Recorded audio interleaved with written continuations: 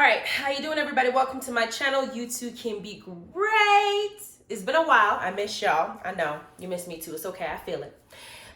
This is the Marriage Bootcamp Season 15, Episode 1 Hip Hop Edition review. Electing to Face the Music New. I think that's what it's called. Oh, Electing to Face the Music. That's the title of the episode.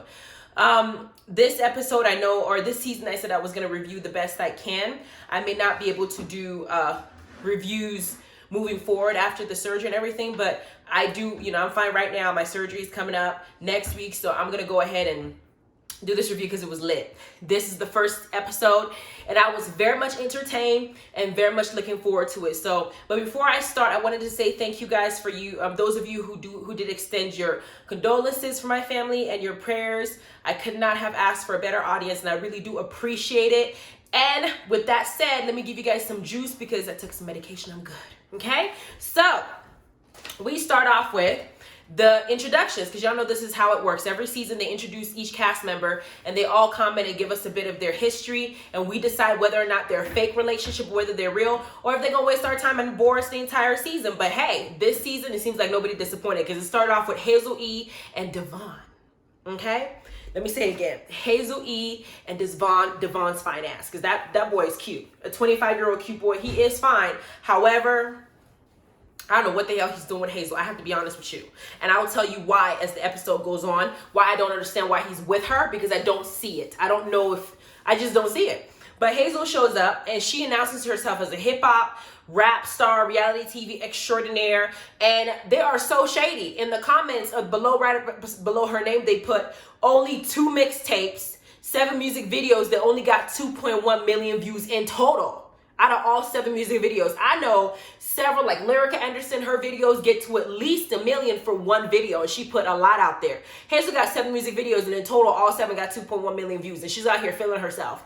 Then she has only 1 million followers on Instagram, and she's talking about herself as if she's an A-list celebrity.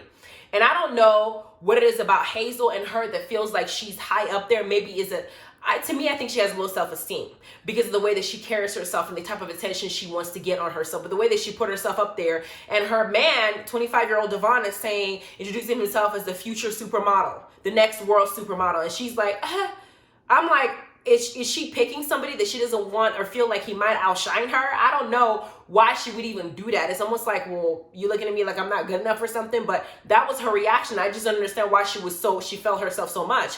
And first of all, she lets us know that he is not only young, but he is 15 years younger than her. I know it happens. Young man dates older woman, older man dates a younger woman. It happens. But in this situation, I just don't see it. But Hazel keeps going, and as she's going into the house, they show us her body.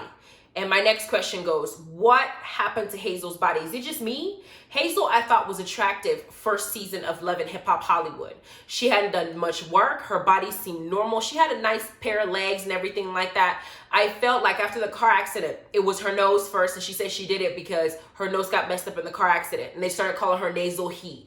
Then, next thing you know, she pumped up her cheeks. Then she added, more breasts, and then I don't know what she did to her booty. It looks like it's lopsided. What K. Michelle said is lopsided. It looks like it doesn't fit her body. And then that yellow that she was wearing, that 2-piece outfit, I said that outfit needs to just piece out. She needs to go ahead and literally recycle that outfit because it did not go with her body shape. Hazel, to me, was beautiful before she started doing the work on. If she had done work like Nicki Minaj or Nicki Mudarez, hell, even JoJo from Love and Hip Hop Miami, that little body type that she had and what she did, I don't think it's flattering. Personally, she might be a beautiful person inside, but the physique and what she did to her body, I have to be honest, it is not appealing. And, you might think so, but let me know if I'm wrong. I'm looking at it, it does not fit, and the outfit she was wearing didn't go with the entire look, just turned me off completely. Then we had Kurupt and Toni. Toni is, I think she's Blasian, but she's like one of those females that looks white or Asian or some descent that's not black, but has what people classify as the African-American personality, but exaggerated. and she came in with her braids and everything like that. She seems like a cool girl so far, but the attitude and the extraness that comes along with trying to be with a black man, trying to show that you're a strong woman, you know, I don't know if a lot of people who are not biracial or who are not black that end up dating a black man, the females always seem to me like they exaggerate their persona, trying desperately to be like, you know, their strong black woman and almost like they're compensating so the man doesn't leave him to go with somebody who's actually black. I don't know why that is and why society is like that, but a majority of the time that's what I see. Let me know if I'm wrong, but that's what I'm seeing. Then we find out that Kurupt is an alcoholic. Go figure. He's an alcoholic, and Toni is apparently the thug that's trying to control him and make sure that he doesn't go overboard, because them together, it's like it's oil and water to me. It doesn't seem like, I see it as a toxic relationship.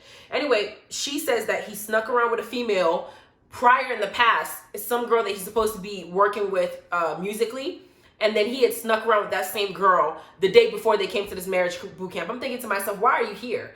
If me and my man had a conversation, I set boundaries on what you can and cannot do that's disrespectful to me, and you do it the day before we're supposed to go to a marriage counseling type show, we would not end up there. We would be done in its entirety, because that's just blatantly disrespectful.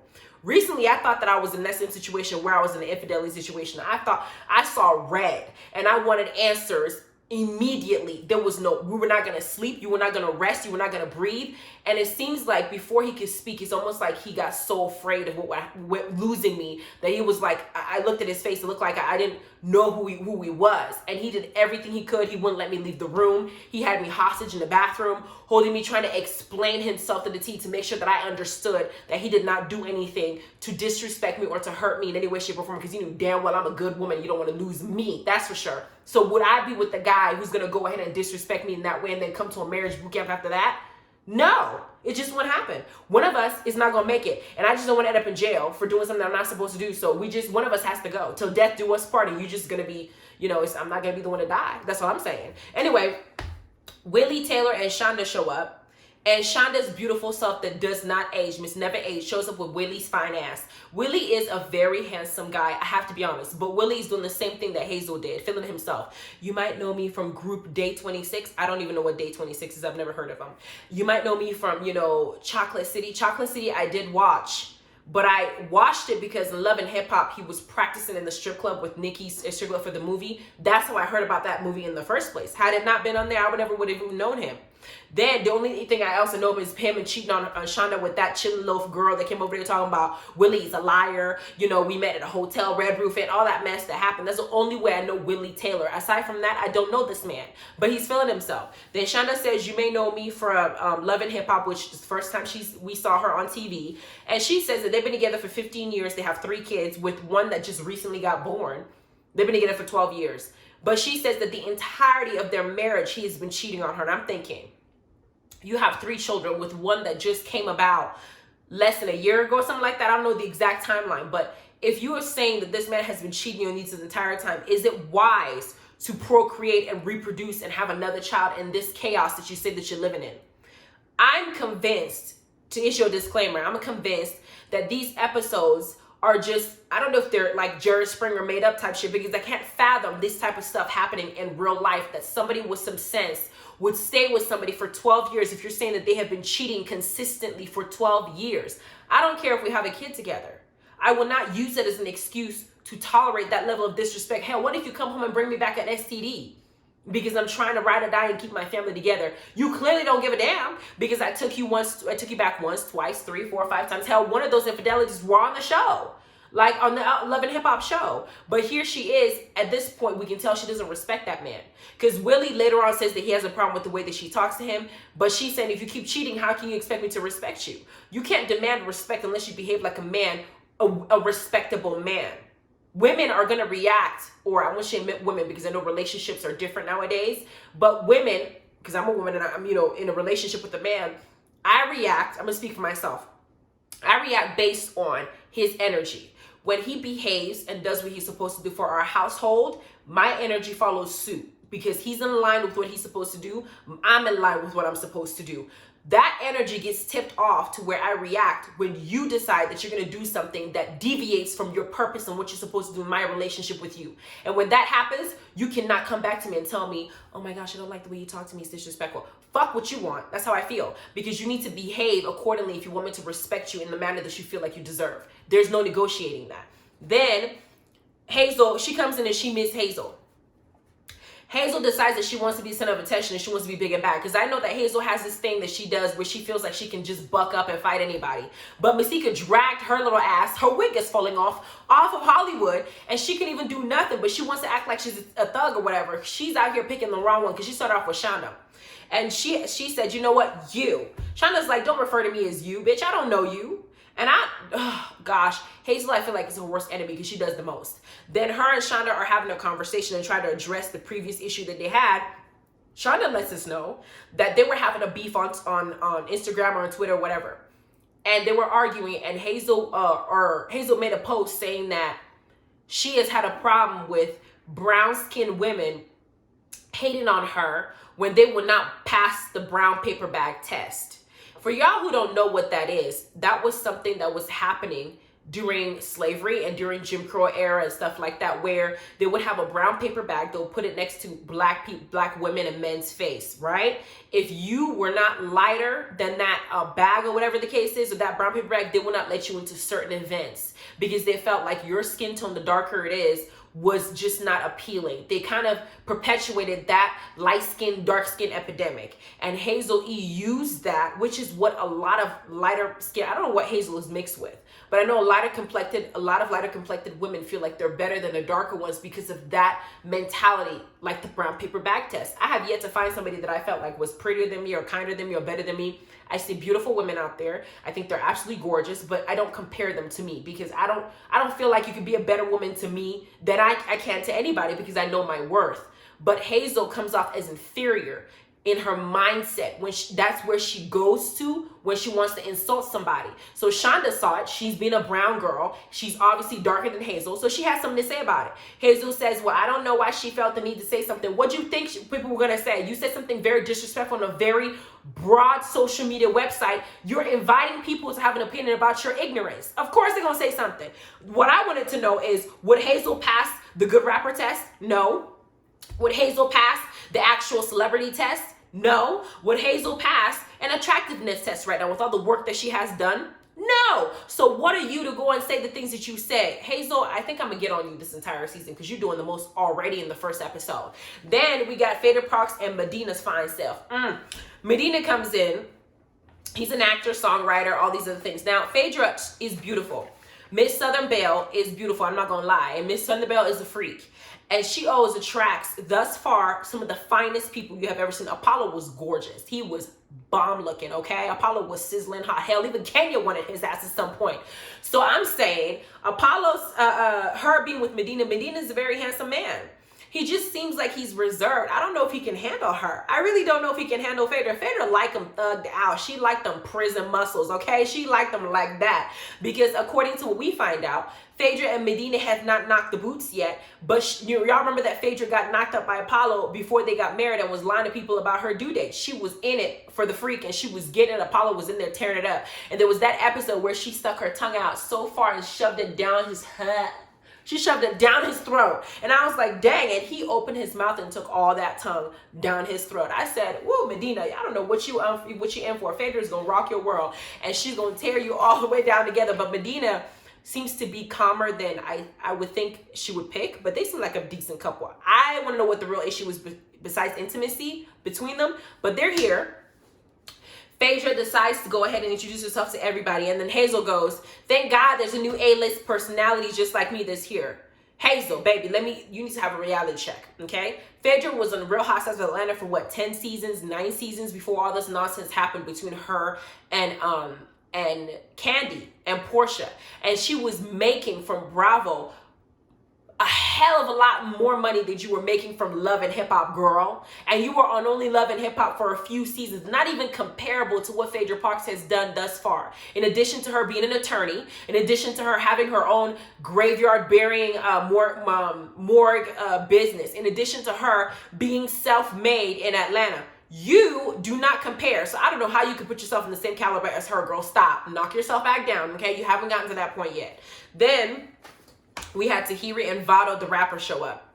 Vado has a little bit of a Joe Budden vibe a little bit. He's not exactly quite like Joe Budden, but you can tell based on his personality that Tahiry has a type.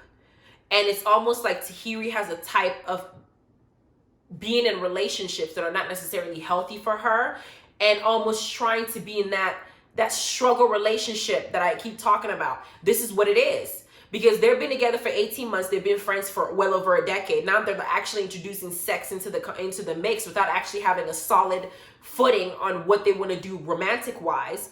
She says that now they're in a situationship.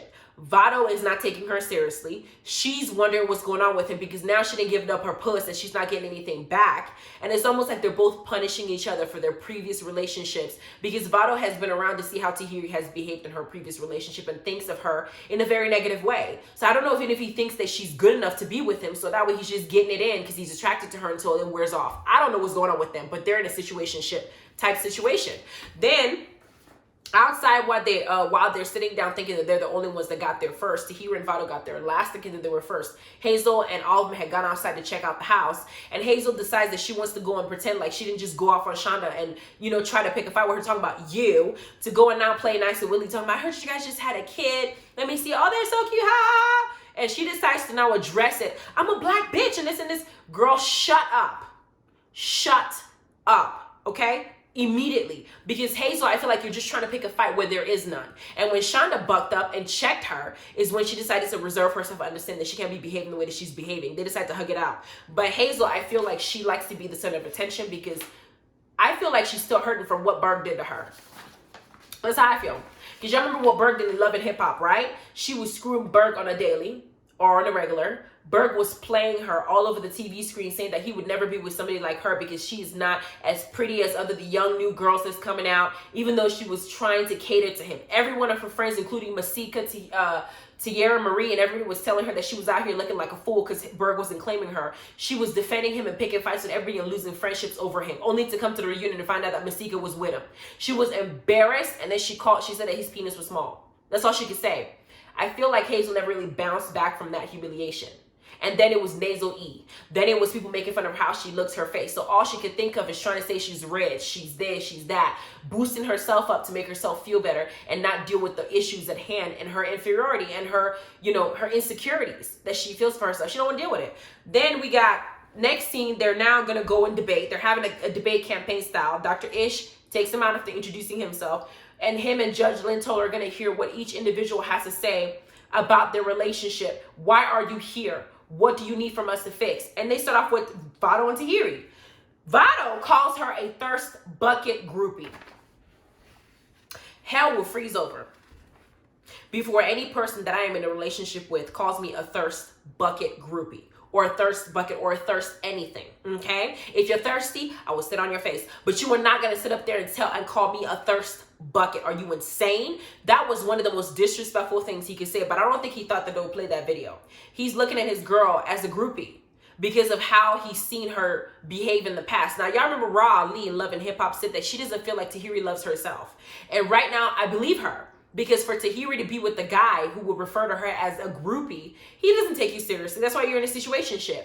And then Tahiry says that there's no communication between both of them and that only this one small scene is the most communication she's got out of Vado since they've been together for 18 months because Vado doesn't want to open up.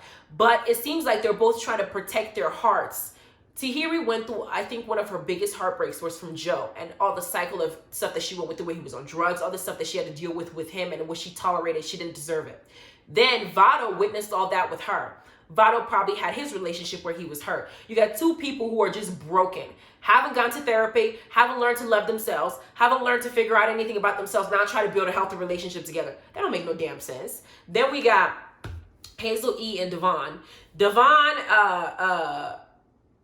hold on, I'm gonna get to him. Hazel makes a comment on her confessional saying that she wants to find out if Devon is a clout chaser, basically saying that Devon may be with her because he wanted to boost his career. And I'm thinking, Hazel, this man is fine. He is. And out of all the girls he could be with, me included, if I didn't have a man, he would not choose you because to me, Hazel, you're not the most...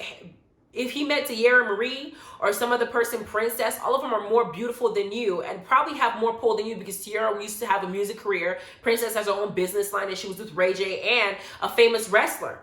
I don't think that you're so up there that this guy will be with you for clout chasing because Devon is all about her and her alone. I love her. I don't care what she says and da-da-da-da. And I feel like because he's so enamored with her, she's taking his kindness for weakness and feeling like she can just say whatever she wants to say about him because she just sat up here and called him a clout chaser. What? Then Devon says that his issue with Hazel is her anger issue. Hazel doesn't have an anger issue. Hazel wants to be better than she really is. That's what that is. She does not have an anger issue. If Shanda or Tahiry Marie or any other person like Burke put her in her place, she would stay in her place. If Masika put her in her place, she would stay in her place. If Brooke Valentine put her in her place, she would stay in her place. What Hazel tries to do is try to be ratchet for no reason. I feel like that's what she likes. And that's the image that she wants to put out because she's black. She's a black bitch. Stupid. Then we got Phaedra and Medina. Phaedra says that she's been hurt. We all know what happened with Apollo. She was married to that man, and Phaedra loved that man. And I feel like she got, after what Apollo did and him going to prison, I felt like it broke her down. And then she had a relationship with Candy that she really cherished at the time, but things just fell apart and just never recovered. Then she had the issue with Portia because she threw Portia under the bus and lied to her and set her up. And that was something that never recovered. So it feels like Phaedra has gone through several heartbreaks. And now to open herself up to Medina is very difficult. And I think that's one of the reasons why Medina says that they have not had sex. Now, this is the part that pissed me off about that scene. Now, we're all adults here, and we all know that nowadays, the idea of sex before marriage is almost archaic. It's like something like, oh, this is ancient. Why would you even wait till marriage? Like, you need to test it out first. How would you know if you want him if you don't try it out first? Or how would you know if you don't want her? Or how would you know if you don't? Why don't you go ahead and test drive it first before you decide you want to put a ring on it? I have to be honest, and maybe I'm old-fashioned. I do not agree. I don't think that Phaedra refraining from having sex with Medina is a bad thing because I think that it gives him space to build a deeper connection without the stress that sex and intimacy puts on the relationship. Because when sex first starts, you go through a honeymoon phase. You love, you have sex, but then after a while it fades away. And if you don't have a strong foundation emotionally, you have nothing left, and that relationship is going to fizzle out just as quickly as it started. I think that she's wiser to protect herself and refrain from having sex and wait till something concrete happens. Preferably, I would prefer that she does it after marriage. Now, people might not agree with me. It's okay. But I feel like, in reality, waiting before marriage, waiting till after marriage to have sex proves to be to have a better result in the end than to do it before. Because Tahiry and Shanda, all of them are like, what? He got blue balls. He got blue balls. But I'm looking at Tahiry's relationship. I'm looking at how Vado is talking about her, calling her a thirsty groupie. And I'm looking at how Medina's talking to Phaedra, and none of that comes out of his mouth. He's very respectful talking to her because he's talking to a lady who respects herself. That's a fact. Some of you out here may not agree with me, but that's the truth.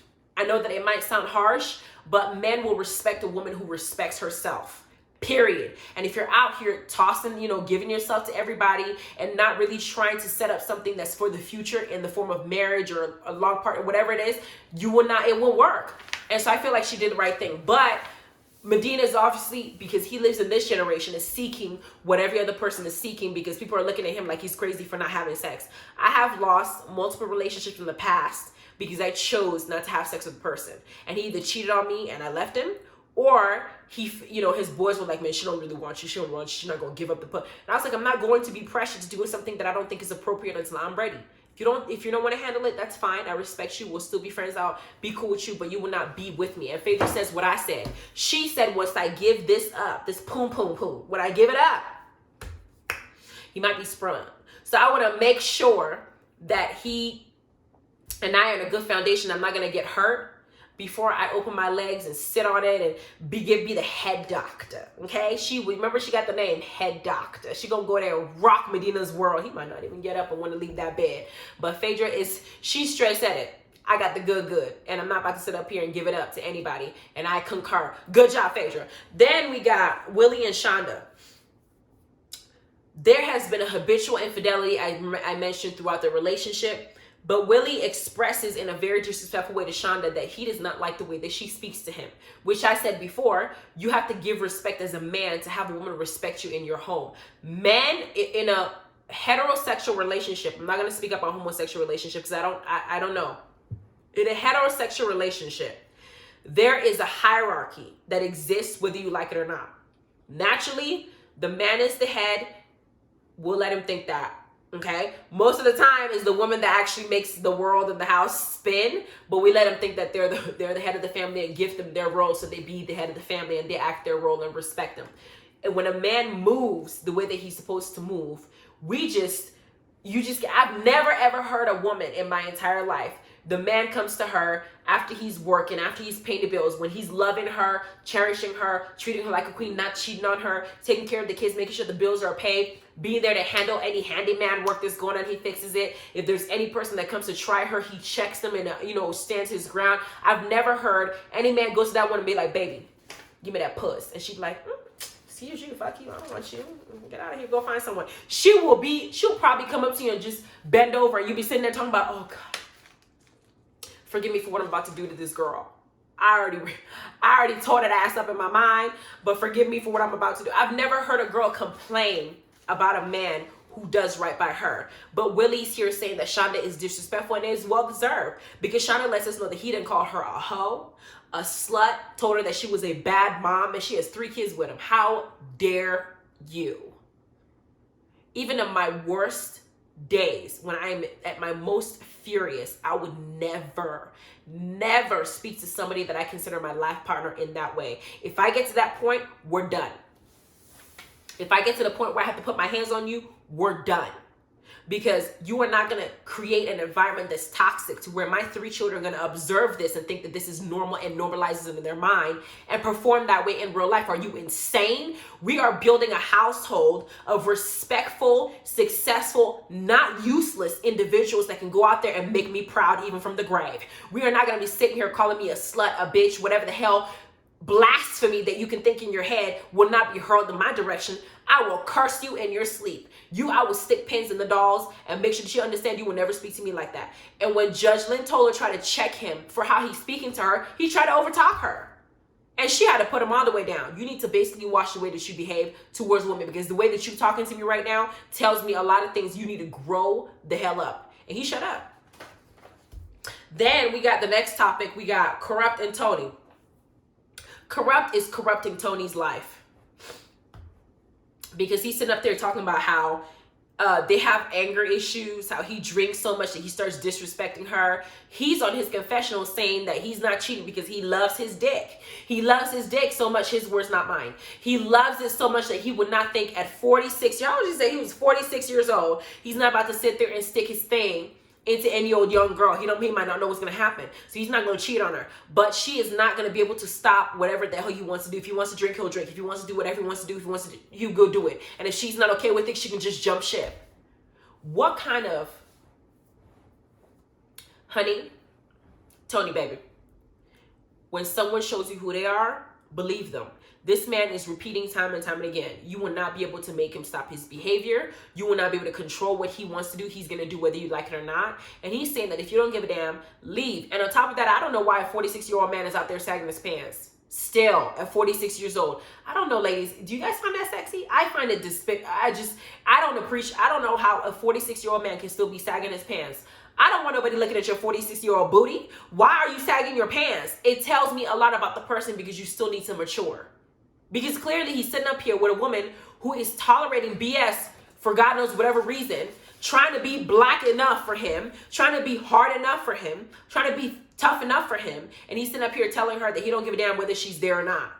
And he's doing it while he's drunk. And he said she's drunk. Then he asked Judge Lynn Toler, I don't know how you made it 30-something years in your marriage. How did you do it? Judge says, my man knows when to shut up. And that's gold. Know when to shut up, because Kurupt kept going and Toni didn't seem like she just faded out. She wasn't even there. He's the star of his own show. He loves himself more than anything. It's all about him. And when Shanda tried to talk to him like, look, what you doing to her? He's like, what about me? Selfish. Why are you in a relationship if it's just about you? Why? Then the next scene, they go to their rooms. They all got their titles. Shanda's room is the cheater's room. Kurupt's room is the explosive rooms, and there's just explosive volcano everywhere. And even while in the room, he's telling her, you keep acting like a fool. Disrespectful. Just don't even give a damn. Just talking to her like she's just trash. Then Hazel-E's room, and I have something about that. I've heard this saying, and I want to know if it's true. Somebody told me that a lot of black men who date outside of their race tend to disrespect women that are not African American like them more so worse than they would a black woman. Is that true? Let me know. Then the Hazel-E's room is all about Hazel's wannabe rich dreams. Then Phaedra's room is all about Phaedra covered in pink, turning her all the way on. And Medina is like, the only thing in pink I want is I don't know. Then Tahiry's room is an airport baggage claim because they got all these baggage. And while Dr. Ish is trying to talk to all of Vado and Tahiry about their baggage, because obviously, you know, Vado is still acting fool, talking about I don't want to be in the room. Medina somehow is in the room, you know, not minding his business and interrupting what they're talking about. Now, after they're done checking their rooms, each of them are having their private conversations about what's going on in their private lives away from the crowd. And I noticed that Tahiry has one problem I think is probably going to be one of her biggest faults. Tahiry does not know how to let things go. They were outside in the debate situation. She saw Vado call her a thirst bucket groupie. Vado did whatever he could to explain that disrespect away in that setting because that's how he felt. He was being blunt, honest with her, that this is how he sees her. And she is now getting mad at him for calling her a thirst bucket groupie. Was it disrespectful? Extremely. But Tahiry also said that this is the first time that Vado has been completely open about how he feels. And now she's attacking him for speaking his mind. You have to give him the room to say how he feels, exactly the way he feels it, and be able to receive it and not attack him for it. You know what I'm saying? If this is what you want him to do is open up, just correct the way, I would say correct the way he verbalizes his opinion, because the word choice is very important. But she's out here throwing something at him in his bed with her big ass and her just booty, just out there, just beautiful, because Tahiry's very beautiful. Then Phaedra's out there punishing Medina for Apollo. We know that. Toni's mad at Kurupt for calling the other woman, and he tells her to leave when they get home. And that's basically how this episode ends.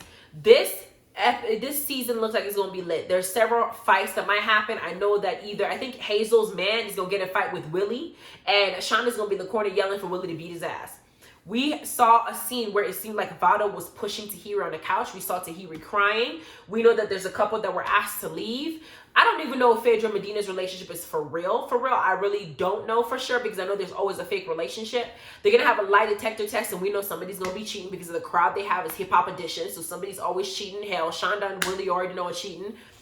This season, I think, is going to be lit. I'm very excited to see what's going to happen. I just feel like people need to have this mindset that what you see in these couples and what we discuss in these reviews, I will let you know what I think is appropriate to be in a relationship. I'm going to use them as an example of telling you what you're not supposed to have when you're in a relationship with somebody, because that they show us in marriage boot camp, clearly y'all have so much issues you're in marriage boot camp in the first place. And some of them is just unnecessary. You choosing to be miserable because you don't want to get rid of somebody that's just not ready to be in a healthy relationship. It's just, it is toxicity. You know, some people just find it cute. Maybe they just have to make up sets later on is great. I don't know.